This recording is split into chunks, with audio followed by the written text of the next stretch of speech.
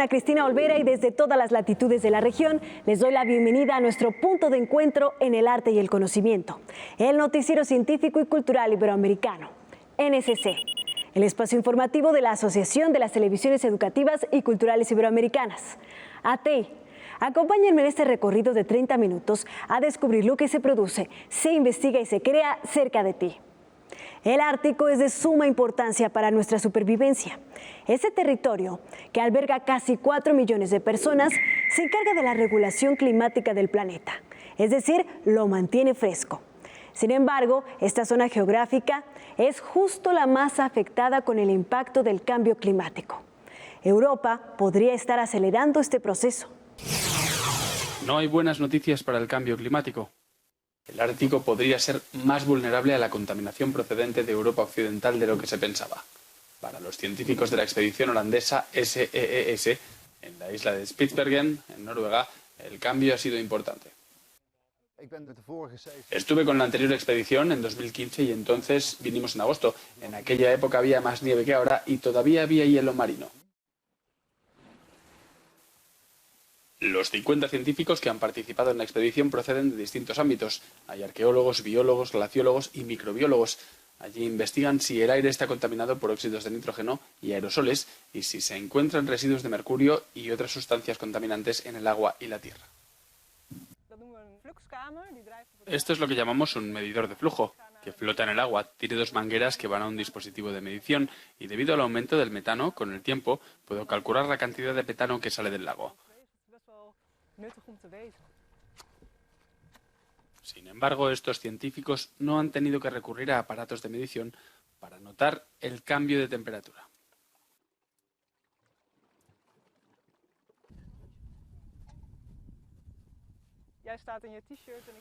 Tú solo llevas una camiseta y yo estoy en manga corta. Me parece muy real. Me había preparado para una temperatura de 2 grados y me preocupa, sí. Lo encuentro aterrador y no sé hacia dónde va, para ser sincero. Sí, lo encuentro complicado, sí. Cada año, el 11 de abril, se conmemora el Día del Arqueólogo en Perú. Esto debido al importante papel que juegan en la construcción de su patrimonio cultural. Como ejemplo, las maravillas que han puesto en el ojo del mundo. Machu Picchu, considerado un símbolo del país. Caral, la civilización más antigua del continente americano. Y recientemente, un posible cementerio colonial. Un equipo de especialistas peruanos descubrió en una huaca del limeño Parque de las Leyendas los restos de al menos 3 momias que, por las características en las que fueron halladas, hacen presumir que pertenecen a la época colonial, convirtiéndose en uno de los descubrimientos más importantes de los últimos años, ya que podría evidenciar la presencia de un cementerio colonial en sus instalaciones. Los restos encontrados corresponden a 2 personas adultas y un infante, y uno de ellos sostiene una cruz de madera en el pecho. Además, se encontraron sandalias, elementos textiles, pulseras y mantos funerarios, indicó la arqueóloga del Parque de las Leyendas, Lucénida Carrión. El primerito que se encontró tiene una cruz en el pecho, con una de las manos también en el pecho, el brazo, los 2 brazos en el pecho como si estuviera orando, y tiene unas pulseras de algodón tejido, ¿no?, de colores. Asimismo, la arqueóloga peruana aseveró que este descubrimiento es muy importante no solo para Lima como sociedad, sino también para el mismo Parque de las Leyendas, porque evidencia que en este sitio existe una etapa transicional o la etapa colonial. Bueno, la importancia de este hallazgo es que pertenece a la cultura colonial, y es importante porque justamente estamos en un lugar que en su momento de apogeo fue el templo, y que luego pues se ha encontrado también sobre este gran templo está el tambo, el depósito, y justo sobre eso los entierros, ¿no? Carrión aclaró que, aunque probablemente se trata de un cementerio colonial en la Huaca Tres Palos, todavía se mantiene como una propuesta que será ratificada cuando el equipo realice una ampliación de la pesquisa. Los trabajos realizados en el lugar permiten establecer que su historia se remonta a unos 2000 años aproximadamente y que fueron ocupados por la cultura Lima, los Ichma y finalmente los Incas. Con información de la oficina en Lima, Perú, Noticias Xinhua. Los clorofluorocarbonos son sustancias nocivas que a través de los aerosoles se dispersan por todo el planeta, causando efectos negativos como el asma, la lluvia ácida y por supuesto el deterioro de la capa de ozono en la atmósfera. Además, contribuyen al deceso de 1 de cada 9 personas a nivel global cada año. ¿Cómo impactaría la disminución en su consumo? En las últimas décadas, América del Norte y Europa han conseguido reducir un 50% los aerosoles, unas pequeñas partículas contaminantes. Pero esta buena noticia resultó tener un efecto inesperado, un aumento de las tormentas tropicales en el Atlántico Norte, según lo explica un nuevo estudio publicado en la revista Science Advance. La contaminación atmosférica bloquea los rayos del sol, lo que provoca el enfriamiento de la superficie del océano, algo que produce condiciones desfavorables para los huracanes. Ocurre lo contrario si la contaminación atmosférica disminuye. El sol es más capaz de calentar el océano y ese calentamiento alimenta a los huracanes. Eso es lo que está pasando en los últimos 40 años. El estudio comprobó una situación contraria en Asia, donde en el mismo periodo un aumento del 40% de la polución por partículas contribuyó a que el número de ciclones tropicales en el oeste del Pacífico Norte cayera un 14%. La temporada de huracanes del Atlántico fue muy activa en los últimos 3 años, por lo que me pregunto si estas temporadas de huracanes muy activas de los últimos años pueden estar vinculadas a una disminución de los aerosoles debido a la pandemia. El científico cree que en las próximas décadas, la contaminación por partículas de origen humano se mantendrá estable en el Atlántico Norte. Según él, habrá menos tormentas tropicales, pero las que se produzcan serán más intensas. La cuenca hidrográfica del Canal de Panamá representa una de las áreas más importantes del país. A lo largo de 3.313 kilómetros cuadrados, habitan 160 especies de mamíferos silvestres, 30 de ellos en peligro de extinción, así como 500 especies de aves, 125 especies de reptiles y 26 tipos de peces. Sin embargo, su importancia no se limita a la biodiversidad que alberga. La cuenca del Canal de Panamá, fundamental para el suministro de agua a más de la mitad de la población del país y las operaciones de la vía acuática, permanece saludable pero no exenta de amenazas por la actividad humana, afirman fuentes oficiales de la franja interoceánica. Karina Vergara, gerente de la División de Políticas y Protección Ambiental, indicó que el vertedero drena hacia los ríos Cárdenas y Guavinoso, que desaguan directamente en la entrada del lado pacífico del canal, pero no vierte el sistema de lagos del canal, sino que va directamente al mar. Es un tema a tratar, o sea, es un tema que no se puede dejar de lado y las instituciones competentes lo están haciendo. Sin embargo, el agua que drena, porque es un área de captación, no llega al sistema de lagos del canal, que es de donde se abastecen las 8 potabilizadoras que están ahora mismo abasteciendo a la población metropolitana, a Colón, Chorrera. Además afirmó que pese a esto no pone en peligro el suministro de agua y que el tema está siendo tratado con las entidades competentes. Destacó que también, además de las medidas de ahorro tomadas a corto plazo, se estudia un abanico de alternativas como la contratación por la ACP en noviembre pasado del Cuerpo de Ingenieros del Ejército de Estados Unidos para servicios de consultoría y asesoría técnica del programa de proyectos hídricos. La licitación para el diseño, construcción y puesta en marcha del sistema optimizado de administración de agua fue cancelada para reformular su modelo. Nos va a entregar a nosotros el Cuerpo de Ingenieros una definición mejor de proyectos que se va a estar analizando con el personal profesional de la Autoridad del Canal de Panamá, de tal manera que nosotros podemos formular luego esa licitación para diseño y construcción. La cuenca hidrográfica del canal, de 3.313 kilómetros cuadrados, abarcando más de 40 corregimientos en 7 distritos en las provincias de Panamá y Colón, está constituida por los lagos Gatún, Alajuela y Miraflores. Los lagos artificiales Gatún y Alajuela acopian el agua de las precipitaciones que caen sobre la cuenca hidrográfica, de las que se sirven las potabilizadoras para las operaciones de la vía y además suministrar el vital líquido a más del 54% de la población del país, que equivalen a más de 2 millones de personas. La NASA lanza la misión Capstone, una nave espacial del tamaño de un microondas que determinará la ubicación para futuras misiones a nuestro satélite natural. Tardará aproximadamente 4 meses en llegar a su destino, donde permanecerá al menos 6 meses más. Conozcamos más sobre esta importante misión y sus objetivos.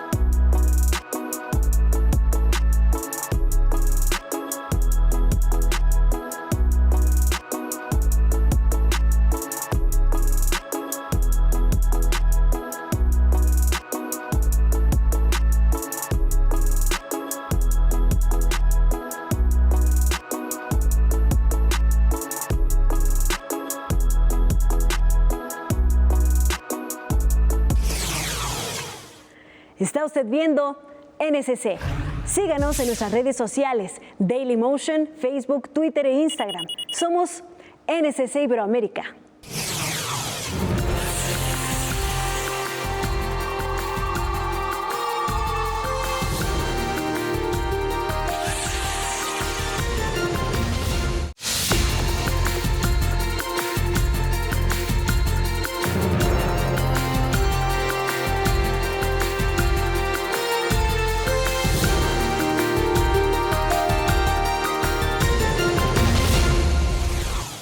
Chile es el tercer país en pérdidas de empleo en el mundo. Se estima que en los últimos años, al menos 2.3 millones de personas descendieron de la clase media a la pobreza. Y actualmente alrededor de 600.000 familias viven en favelas, cifra que incrementó con la pandemia. Viña del Mar y Valparaíso son las zonas con más hogares informales. Por ello, en Valparaíso lanzaron una iniciativa que ayuda a mejorar su calidad de vida. El paisaje en la quebrada Villagra, en la confluencia entre los cerros Las Cañas y el Litre, en Valparaíso, cambió radicalmente durante la pandemia. Los escombros, las ratas y los electrodomésticos oxidados dieron paso a tomates, pimentones, cebollines y zapallos. A Teresa Balbontín aún le cuesta creer lo que ve cada mañana por su ventana, pese a que ya ha pasado más de 1 año y medio. Le parece que fue ayer cuando, en los momentos más duros de la pandemia y en pleno confinamiento, se organizó con sus vecinos para limpiar el vertedero que se había generado allí con los años y cumplir el sueño comunal de vivir en una quebrada limpia y digna. Esta es una quebrada que por muchos años ha estado estigmatizada porque ha sido un microbasural. Mucho tiempo las quebradas en Valparaíso son microbasurales. Y sacamos aquí mucha basura, empezamos a trabajar de a poco con algunos vecinos que nos molestaba y obviamente estábamos infectados de plagas, y recuperamos esta quebrada después de harto trabajo. Como les contaba, ya sacamos más de 10 toneladas de basura. Desde la alcaldía de la ciudad porteña, a 100 kilómetros al este de la capital, asesoran a los vecinos sobre cómo y cuándo sembrar y les brindan los recursos necesarios para levantar huertos comunales, pequeños pulmones verdes. La coordinadora municipal del proyecto, la agrónoma Margaret Salinas, explica a EFE que los objetivos son varios, entre ellos fomentar la alimentación saludable, recuperar espacios públicos y generar ambientes sanos de encuentros para la comunidad. Una huerta agroecológica, ¿cierto?, que es una huerta que se basa en fundamentos como no utilización de químicos, ¿cierto?, es orgánica total. Entonces todo lo que hacemos para fertilizar la tierra es a través del compost que producimos con los mismos desechos que producimos en nuestras casas, ¿cierto? Generamos el fertilizante natural y es lo que nutre la huerta. Desde finales de 2020 se han plantado cerca de 2.500 plantas entre hortalizas y frutas, y la meta es producir 500 kilogramos de alimento a medio plazo para poder repartir alimentos a más vecinos y no solo a los que cuidan las huertas.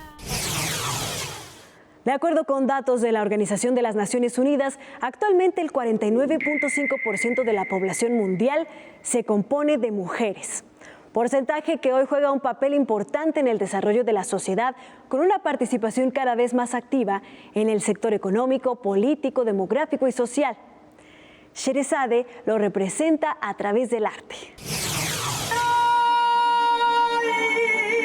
Una historia de cuento, un cuento de mujeres.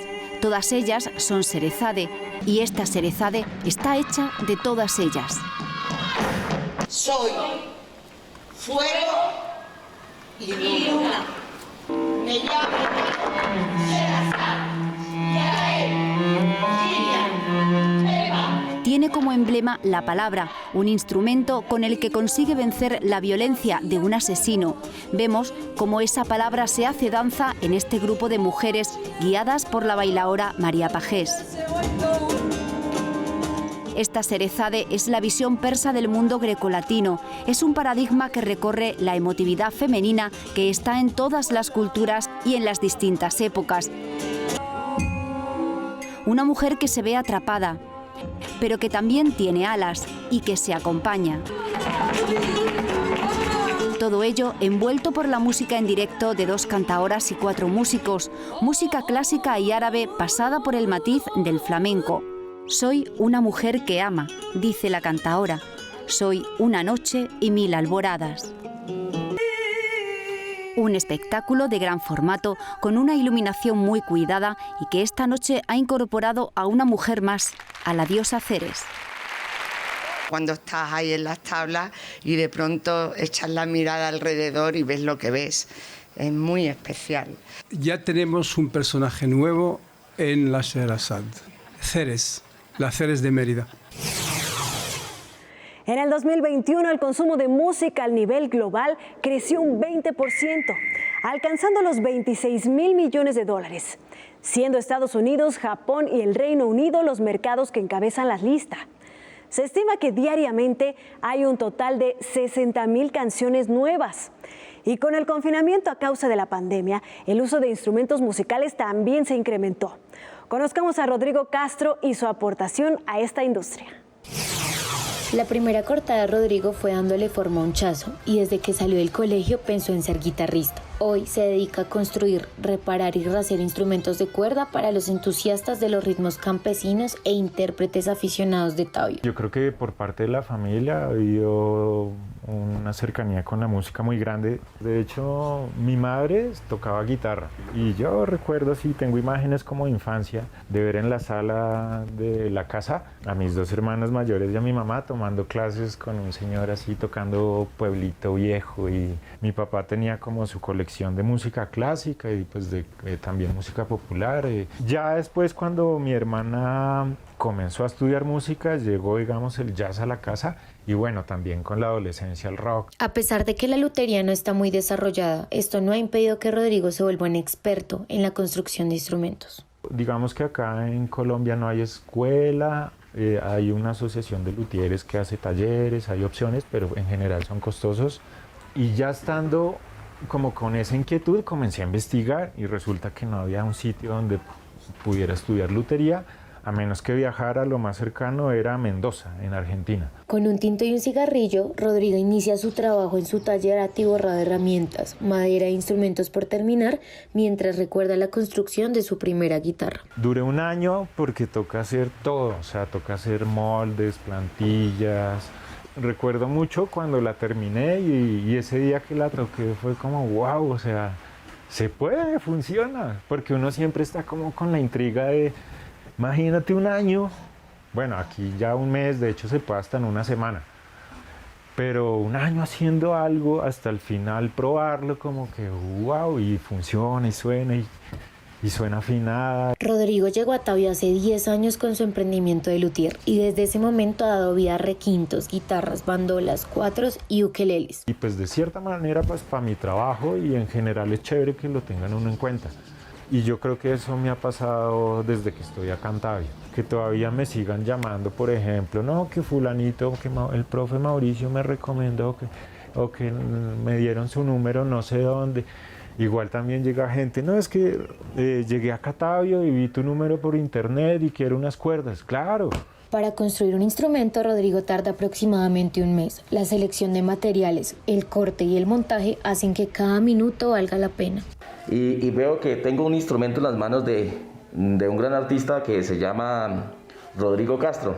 Para él mis felicitaciones porque está haciendo instrumentos muy, muy bonitos y con un sonido espectacular.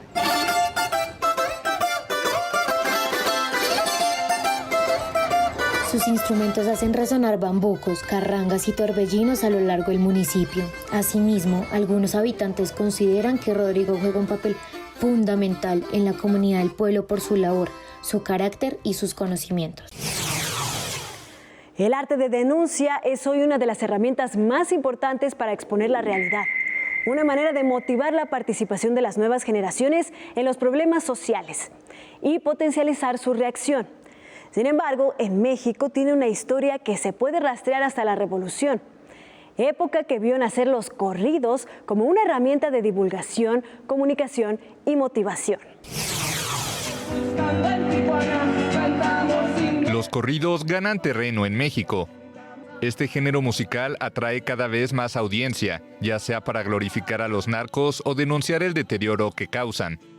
Una de sus nuevas exponentes es Vivir Quintana, maestra de Coahuila, al norte del país, que estaba harta de que sus alumnos escucharan canciones que exaltan el mundo de los mafiosos. Es por eso que adoptó el llamado antinarcocorrido para denunciar la violencia machista y criminal. Le llamamos antinarcocorridos porque era poner ahora a otras personas, a otros personajes que yo creo más importantes de la historia de nuestro país como protagonistas de esas historias. Recientemente lanzó el corrido de Milo Vela, en homenaje al periodista Miguel Ángel López, asesinado en 2011 junto con su esposa e hijo en Veracruz. México es uno de los países más peligrosos para la prensa.